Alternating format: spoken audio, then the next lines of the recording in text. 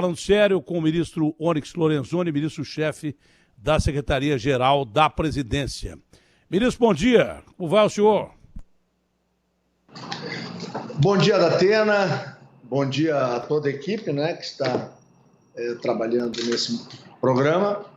E estamos aqui à disposição depois dessa rápida ida e volta ao espaço. Rápida bobagem. Não foi nem no espaço, foi uma coisa mais desinteressante. O cara gasta 28 milhões para fazer um foguete, já viralizou, parece um pênis. Eu mostrei os monumentos que tem lá na China e que tem na fronteira com o Butão. São monumentos em homenagem mesmo ao membro, ao pênis. Isso aí parece um pênis voador. Eu não sei o que a humanidade vai ganhar com isso. A gente precisando tanto de dinheiro para pesquisa, né? Esses caras gastando dinheiro com esse tipo de coisa que vai virar negócio. É um absurdo. Bom, vamos ao que interessa, ministro Onyx. Sobre o fundão, que está todo mundo comentando, é possível que o presidente Jair Bolsonaro vete o fundão, mas ele colocou, e o senhor entende de política melhor que todos nós, tanto que está aí, num cargo importante, não só é amigo do presidente, mas é um dos grandes conselheiros do senhor presidente da República. Ele disse que foi colocado uma casca de banana para ele, presidente da República. O senhor considera que foi isso mesmo?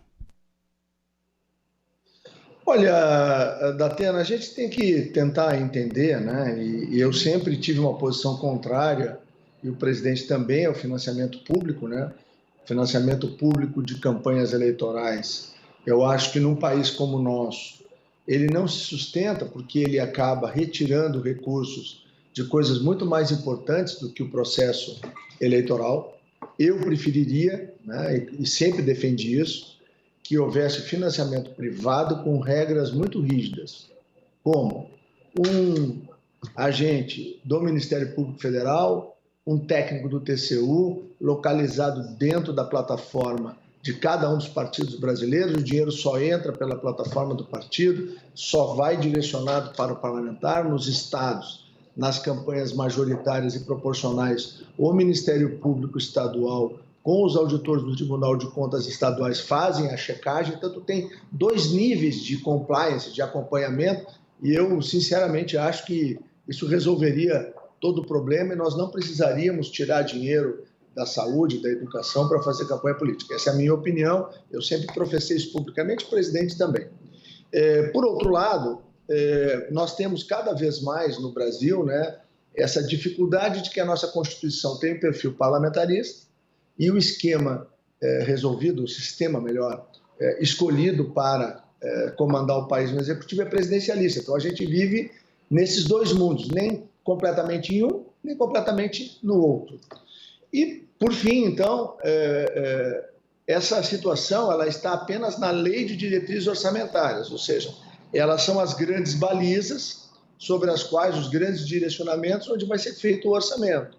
Então, na minha opinião, o presidente deverá vetar, o parlamento vai resolver se vai manter o veto ou vai derrubar o veto, e na lei orçamentária, então, deve haver uma retomada dessa discussão, porque a lei vai ser entregue até o dia 30 de agosto, há tempo para fazer esse debate, e, na minha opinião, tem que ficar um número que tem duas relações. A primeira com a eleição de 2018 e a segunda com a eleição de 2020. Ou seja, se verifica o que foi gasto nessas duas eleições e se encontra um denominador comum para a eleição do próximo ano, já que não há nenhuma movimentação e não há nenhuma legislação que permita uma mudança no sistema de financiamento com tempo de ser usado no ano que vem.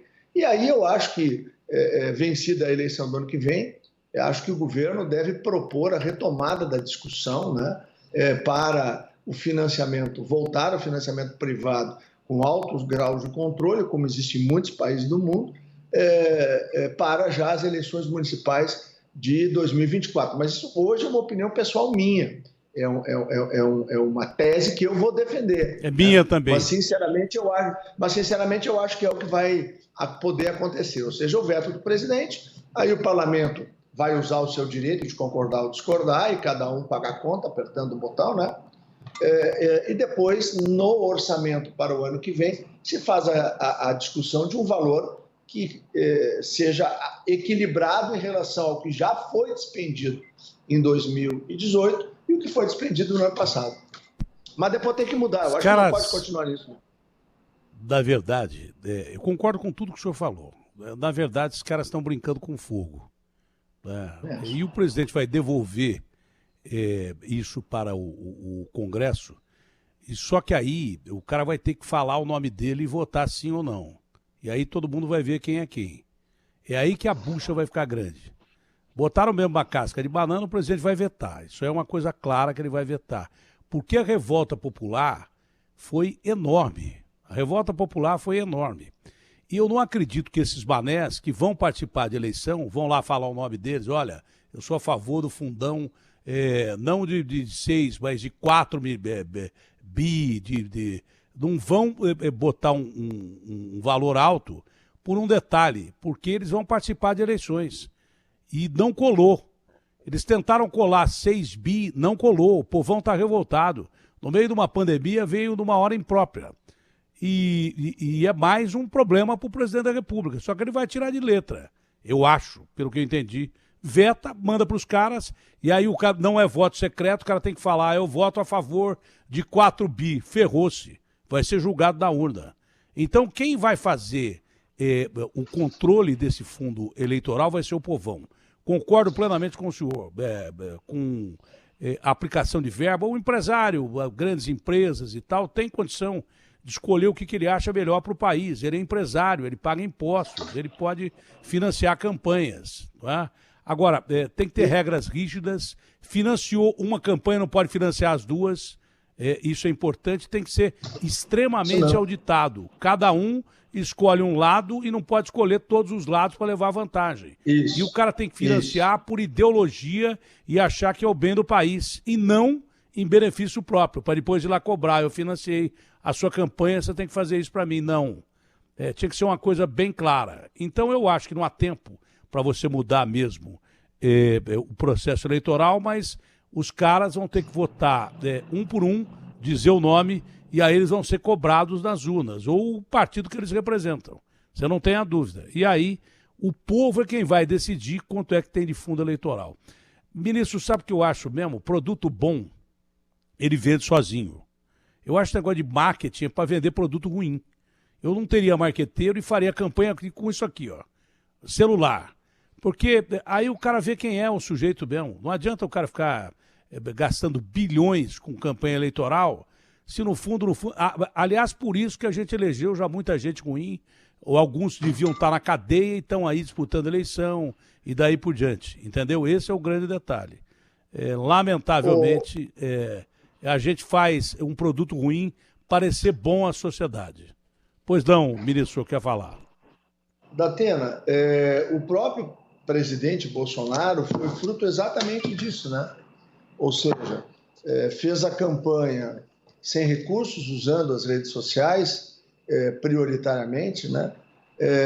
Mostrou um conjunto de princípios e valores às pessoas, a defesa da família, a defesa da propriedade, o direito à legítima defesa, o amor pelo Brasil, a vocação para servir o país, e isso uniu o país. Isso fez com que as pessoas o conduzissem. E quando ele sofreu aquele atentado, né, foi esfaqueado, que não podia mais ele se apresentar diante da população, a população queria exatamente aquele caminho e ela o abraçou, o adotou. E cada um de nós, né, acabou carregando um pouco aquela esperança e aquele presidente. E que hoje se esforça para manter, né, todos aqueles princípios e valores que ele trouxe para o seu governo. E quando a gente começa a olhar dados, né, a gente vê o quanto que já se alcançou, né? Brasil hoje, né, é um dos países que mais vacina no mundo. Nós, daqui 2 ou 3 meses, nós vamos estar com 100% da população vacinada. Ontem ainda eu recebi aqui nessa sala, depois levei até o presidente, o prefeito da cidade de Bagé, no Rio Grande do Sul, o prefeito Divaldo Lara. Eles já vacinaram 100% da primeira dose, está todo mundo vacinado, não fechou a cidade.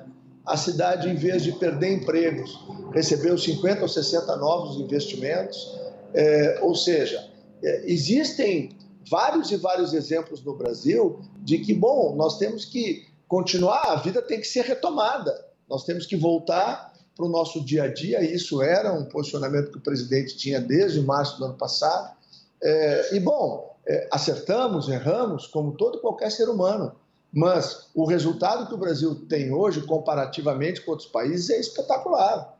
Quer dizer, o Brasil hoje, tirando a China, a Índia e os Estados Unidos, é o país do mundo que mais vacilou absurdamente. Num mundo que tem problema de vacina, porque tem 7 bilhões de seres humanos querendo ser vacinados. E nós já temos 155 milhões de doses de vacinas distribuídas no Brasil.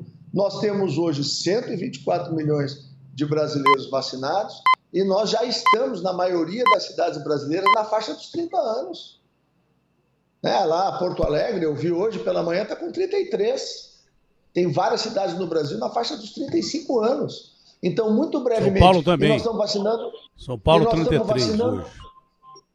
Nós estamos vacinando, Datena, uma média de 1,5 milhão de pessoas por dia. Sabe quanto tempo levaria 1,5 milhão de pessoas por dia para vacinar, por exemplo, Israel? 6 dias. Né? Então, uma Argentina seria vacinada em 30 dias. Hein? Imagina, vacinar a Argentina inteira em 30 dias. Ou seja, então, o Brasil tem uma capacidade, né, impressionante. E, bom, graças a isso, o governo acertou e hoje tem quase 600 milhões de doses adquiridas, das quais 155 milhões já são distribuídas. Então, nós vamos estar com a população completamente vacinada aí até outubro, por aí, ou praticamente 90% da população vacinada em outubro, a vida voltando ao normal. O ano que vem vamos ter que repetir a vacinação, no outro ano repetir de novo. E, bom, mas o país retoma a sua normalidade, né? Retoma o seu crescimento, geração de emprego, renda. A vida volta, porque nós também não podemos perder, porque nós estamos tratando entre retomar a vida, né, para vencer o espectro da morte, que é que a doença significa. E, graças a Deus, os níveis nos hospitais brasileiros já caiu absolutamente, né? Eu ontem, quando falava com o prefeito de Bagé, ele tem lá, sei eu, 20 ou 30 ou 40 UTIs, ele tem 2 pacientes internados lá em UTI. Né? O que demonstra tem que ter um pé atrás por causa das variantes. A vacinação é muito importante, né? Mas tem que ter um pé atrás por causa das variantes. Por exemplo, nos Estados Unidos está acontecendo um fenômeno. Claro. A molecada não quer se vacinar. Os mais jovens não querem vacina. E subiu em 121% casos em 50 estados americanos. Os caras não estão querendo tomar vacina. Mesmo que vacina, os caras não estão querendo tomar vacina. É um problema sério lá nos Estados Unidos. A Europa, a Catalunha está fechando medidas restritivas novamente, com um aumento enorme de casos lá. A Catalunha é a região da Espanha, região mais rica da Espanha. Está fechando com restrição de acho que 7 semanas, pode ser que seja menos, dependendo do resultado. Por causa dessa variante Delta e até a variante Beta, que ninguém fala mais, é a sul-africana, eu disse isso aqui há muito tempo, não adianta a gente ver jogos nos Estados Unidos ou jogos da NBA lotados e jogos da Eurocopa lotados, porque nós não estamos ainda na fase que estão esses caras. Só que eles já achavam que estavam numa fase muito melhor. O Wimbledon, o torneio de Wimbledon, cheio de gente lá, e agora está fechando. Tem restrições porque até o primeiro-ministro, que já teve coronavírus, teve contato de novo. Então a gente está longe de acabar com essa doença, a gente só vai acabar com vacina e tomando cuidado, mesmo porque não dá para fechar mais nada, porque no Brasil a gente quebrou tudo. A gente fechava aqui em São Paulo com 50 mil mortes por dia, não é? E começou a abrir aqui em São Paulo, anunciando medidas de abertura, com 500, morriam 50 pessoas, nós fechamos tudo. Agora morrem 500 pessoas, nós abrimos tudo. Quer dizer, uma política clara, não foi só em São Paulo, no Brasil inteiro, de que o equilíbrio entre a economia e a doença foi lamentável, não houve controle. Nós quebramos a economia e hoje, mesmo que a gente queira fechar a economia, não é possível porque tem muita gente morrendo de fome. Há que se esperar a vacinação mais rápida ainda, e há que se manter distanciamento, máscara, enfim, dê todos os cuidados necessários, mesmo depois de tomar a segunda dose. E volte para tomar a segunda dose. Eu volto para tomar a segunda dose de AstraZeneca amanhã. Pô, mas eu passei mal, eu também passei mal, mas estou aqui, vivo, muito por causa da vacina. Então, não se descuide em momento nenhum. Na questão da vacina, com essas denúncias de que possa ter havido corrupção do Ministério, ou de gente que tentou vender vacina, gente que nem era ligada a ramo de vacina, vender vacina para o governo federal, essas denúncias podem atrapalhar futuras aquisições de vacinas ou não, ministro? Não, responde aqui o Paulo Guedes, Faustão. Diz que eu estou no fundo da tela. Paulo Guedes! Deixa eu falar eu com ele um dizer- segundo. Ele deve estar querendo me atender, o Paulo Guedes. Eu acho que ele quer me cortar o pescoço. O Paulo Guedes está ligando, é? Que notícia será que ele tem? É auxílio Não, emergencial? eu que pedi ou para não? ele me ligar, porque eu tenho que ter uma conversa com ele. É Datena, sobre deixa o eu quê, dizer ministro, mais ou menos? Só para a gente saber, auxílio muitas emergencial? coisas que eu preciso acertar com ele, para o O presidente. senhor não pode adiantar alguma delas para nós aqui, não? Essas não. Nenhuma? Mas assim que a gente Nenhuma. tiver as coisas Mas são medidas encaminhadas- boas. São medidas boas. Mas quando eu tiver encaminhado, eu te ligo e eu venho para falar sobre elas, tá? Fica É que o combinado presidente falou outro dia, o presidente um dia falou, na última entrevista que eu fiz com ele, falou assim, ô Datena, eu tive que ter algumas discussões com o Paulo Guedes, negócio do petróleo, da gasolina, do óleo diesel e tal, mas conseguiu o que eu queria e tal. Seria mais ou menos uma dessas conversas que o senhor precisa alinhar com o Paulo Guedes, alguma coisa em benefício do povo ou não? Muitas coisas, todas elas em benefício da nossa população. Não o pode falar conceito do nenhuma. governo do presidente Bolsonaro de servir a população. Mas Não assim pode que falar tiver nenhuma de pro pé, amigo aqui? Nenhuma pode falar? Assim que tiver de pé, eu te bom. dou minha palavra, eu te ligo, eu venho e te conto tudo. Em primeira mão. Não, aí eu pros confio na nossos sua ouvintes, palavra. tá? Bom, vamos lá, o negócio da vacina. Datena, eu queria dizer duas coisas aqui que eu acho que são muito importantes de ser dito. Primeiro, na minha terra tem uma expressão que diz que a tenteada é livre. Já ouviu falar dela? Como é que é? Não, essa não. A tenteada é livre. A tenteada, ou seja, o cara tenta. E aqui em Brasília, em cada esquina, em cada boteco, em cada bar, em cada restaurante, tem um gênio que tem o grande lance da semana, certo? Bom, e obviamente que tem sempre um alvo que é o governo federal. Durante décadas, os governos que se organizaram aqui, alguns montaram sistemas para que isso pudesse acontecer. O governo do presidente Bolsonaro, eu vou lembrar de uma entrevista que eu fiz lá no início do governo, eu estava na Casa Civil contigo, e eu falei, por exemplo, de que nós íamos constituir aqui, já nos primeiros meses, acho que foi abril de 2019, os núcleos de integridade. E nós montamos em todos os ministérios, junto com a CGU. E esses núcleos de integridade, os dois primeiros foram na saúde e na agricultura. E o que isso produziu? Isso produziu uma cultura interna, porque depois, em maio ou junho de 2019, é criada a Comissão de Combate à Corrupção do governo do presidente Bolsonaro, com inúmeros ministérios que trabalhavam sob coordenação da Controladoria Geral da União. Então, o que o cara tente, isso pode acontecer, isso é do mundo, né? Agora, o que tem que ter um governo sério? O que nós temos? Sistemas de monitoramento e controle que não deixam com que a coisa errada aconteça. E foi isso que aconteceu.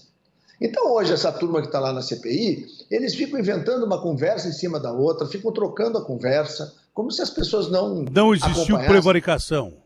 Não existiu em nenhum momento prevaricação. Nem de longe, nem de perto, nem de jeito nenhum.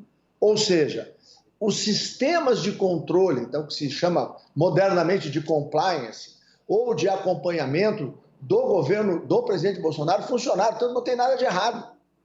Zero. Não saiu um centavo, não foi favorecido ninguém, não se comprou coisa nenhuma. Então isso é um crime impossível. É só conversa fiada e narrativa. Isso é um ponto da história. Olha, o outro...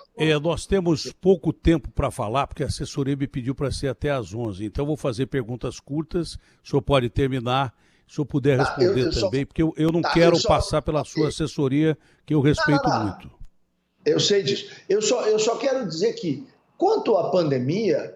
lembrar também que em março de 2020, o presidente Bolsonaro foi o primeiro líder mundial que disse que tem que ter equilíbrio. proteger a vida e proteger os empregos, proteger os negócios.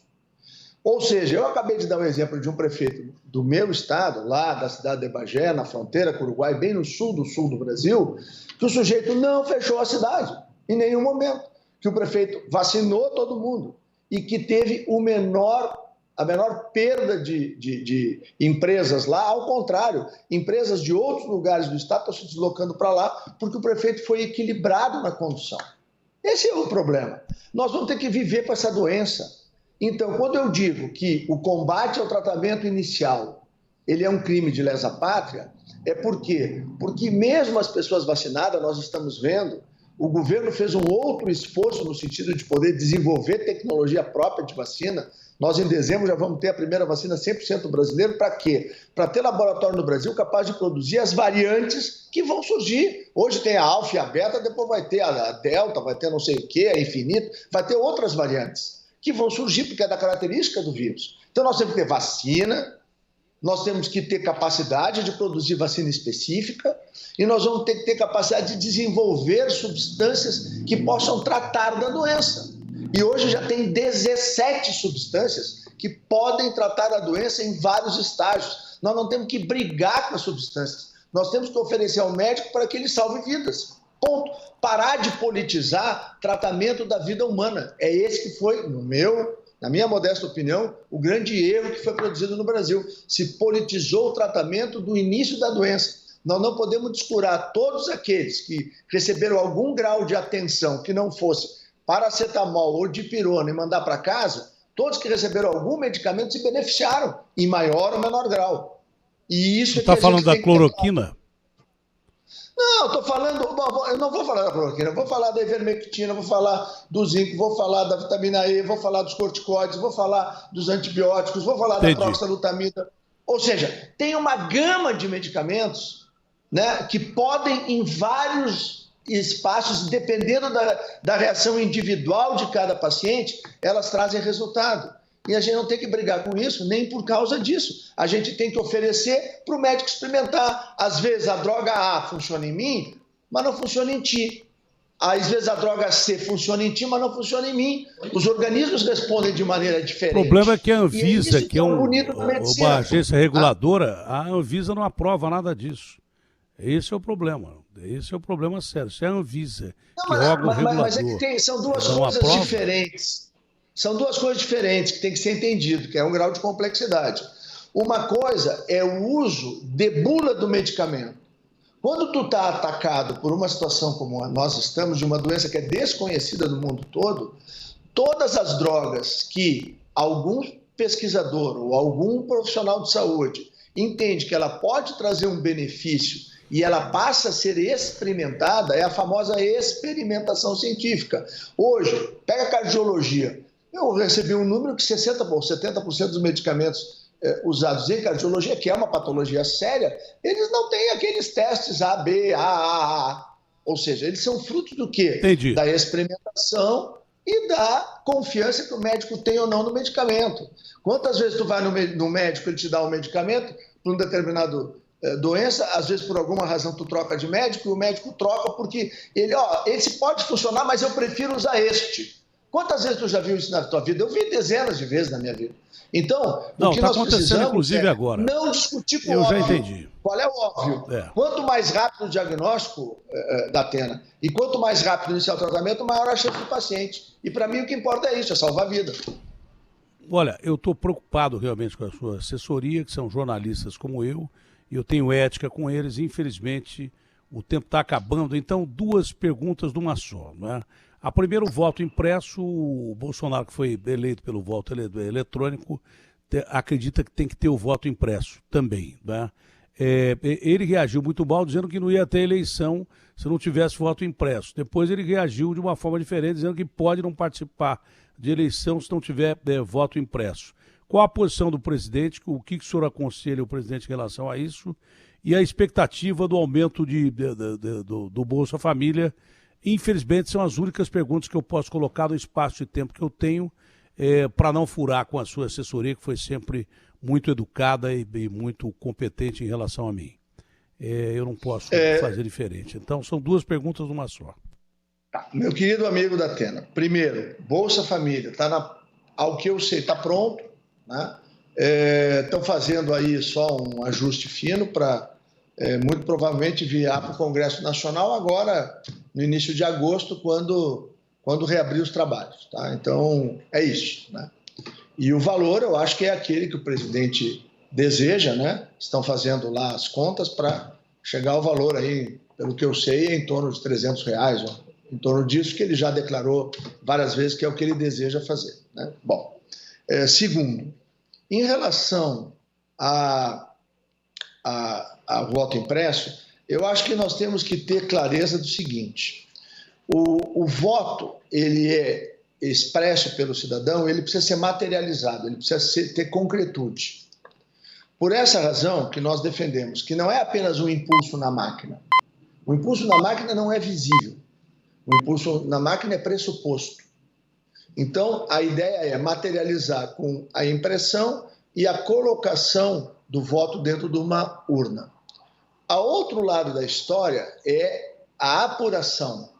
Porque quando se inventou o voto e o sufrágio universal lá na antiga Grécia, 500 anos antes de Cristo, o cidadão ia para a praça, chamada Ágora, e lá ele emitia o seu voto, desejava que fizesse isso ou desejava que fizesse aquilo, e toda a comunidade naquela praça sabia qual era o voto daquele cidadão. Hoje, quando nós fazemos isso na urna eletrônica, nós não temos isso concreto. Então, haver um sistema de concretude do voto é algo importante. Então, o que eu acho que seria importante, o que eu estou trabalhando, sei que o presidente concorda com essa tese. A gente equiparia o sistema atual brasileiro, que não é auditável, disso todo mundo sabe, não dá para dizer que é porque não é. Então, o que acontece? Usaríamos a mesma máquina, acopla uma impressora e uma urna fechada hermeticamente. Então, seria o recibo do voto, é isso? Não sai com recibo nenhum. Ele olha na tela a reprodução do voto dele, tá ok, ele dá o confirma, é imprimido, corta e joga para dentro de uma urna indevassável. Ele não toca naquilo, não. Ele não carrega nada. É igual a hoje. Não, eu sei, mas o voto é imprimido virtualmente ou em papel? Não, fisicamente no para papel, o apurador. dentro de uma urna lacrada. Certo? Isso, é o que eu estou dizendo. Não é para o cara que votou. É para quem vai apurar. Aí você confere a apuração virtual com o que foi impresso pela urna. Seria mais ou menos isso. Vamos ver como é que é o modelo hoje da Atena. Terminou a votação, sai um boletim de urna. Quem votou, papapá, não sai para quem votou, né? Sai lá, votaram tantos votantes, papapá. Ok. Esse boletim está pronto, certo? Tudo bem.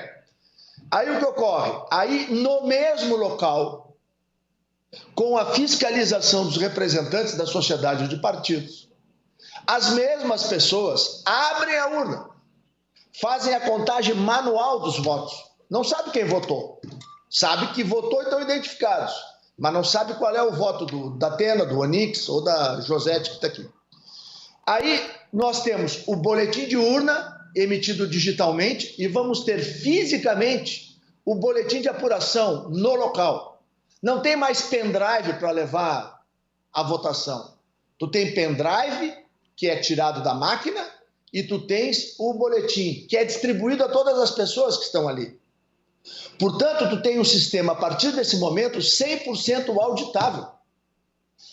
Tu pegas a informação digital e joga para totalização em Brasília. Em paralelo, os partidos políticos, as pessoas por estado, fazem centrais de apuração com o boletim da apuração. Isso tem que bater. Bateu, está resolvido. O Brasil passaria a ter um sistema simples, 100% auditável e podia distribuir esse sistema para o mundo todo, que atenderia a todos os pressupostos do sufrágio universal. Bom, é uma pena... E haveria uma eleição sem dúvidas. Uma coisa iria conferir a outra. É uma pena, eu gostaria de conversar com o senhor mais tempo, o senhor sabe que eu gosto de bater papo com o senhor, normalmente em decisões que favorecem o povo. Durante o auxílio emergencial, essa nossa conversa foi muito importante, mas eu tenho que respeitar a sua assessoria. Profissionais como eu que estão trabalhando me pediram para que terminasse às 11h, até passou um pouquinho, 3 minutos, além do que eu queria, mas está cumprida a minha obrigação Eu agradeço mais uma vez falar com o senhor. Sorte, saúde, uma orientação Obrigado. legal para todo o povo brasileiro. O Bolsa vai ter aumento de 300, é isso? É isso? Essa é a perspectiva, né? Já foi várias vezes falado, eu acho que está se caminhando para chegar nesse valor e acho que muito brevemente, tanto o ministro Paulo Guedes quanto o presidente e o ministro João Roma vão poder fazer o anúncio definitivo. Mas o esforço está sendo para caminhar para isso. É isso que eu tenho ouvido aí, que já foi noticiado várias vezes, né? Eu nem sabia que... você não pode me dar nenhuma notícia nova que você vai conversar com o Paulo Guedes, que eu vim até, sem saber, eu vim em sua homenagem aqui, ó. Esse casacão foi feito lá no Rio Grande do Sul, uma das viagens que eu comprei, há 20 anos eu comprei esse casaco lá no Rio Grande do Sul, em Porto Alegre. Esse troço aqui tá parecendo de gaúcho, mas não é não, eu comprei no aeroporto, sei lá de onde veio. Eu tô parecendo mais gaúcho que você. Você tá aí todo bonitão, com terno e daí por diante. Mas em homenagem a essa figura gaúcha aqui, você podia... eu tenho alma de gaúcho mesmo. Eu sou briguento pra caramba. É que eu ia dizer... defendo a fronteira. Eu defendo a fronteira. Tua postura combativa de lutar pelas coisas que tu acredita com intensidade, com coragem, com destemor, é muito da nossa gente. É muito da nossa cultura. Até por isso eu podia só dar um norte do que o senhor vai conversar com o Paulo Guedes agora. Pelo menos um nortezinho. Pela nossa amizade. Vou começar coisas muito importantes, querido amigo, e muito boas para a nossa população, mas como são coisas novas, ele precisa construir para depois anunciar também. Gaúcho é valente, mas é inteligente, não é besta. Quando tem que responder, responde. Quando não tem, não responde. Abraço grande ao senhor. Foi um prazer falar com o senhor. Uma hora dessas, viu, Datena? Dia que o senhor quiser. Vou combinar com o pessoal. A gente vai para a TV para bater um papo com a turma lá, que faz tempo que a gente não conversa. Tá bom? Será um prazerão, um abraço grande, amanhã, família bem. Tá bom, combinado. Tá bom? Quem sabe alguma dessas notícias o senhor vai combinar com o Paulo Guedes aí, pode ser que a gente dê amanhã. Ele me libera, muito obrigado ao senhor. Adiantar, tá bom? Dá um abraço da família toda, abraço grande, muito obrigado. A ti também. Prazer em falar com o senhor. Grande abraço. Com Deus também.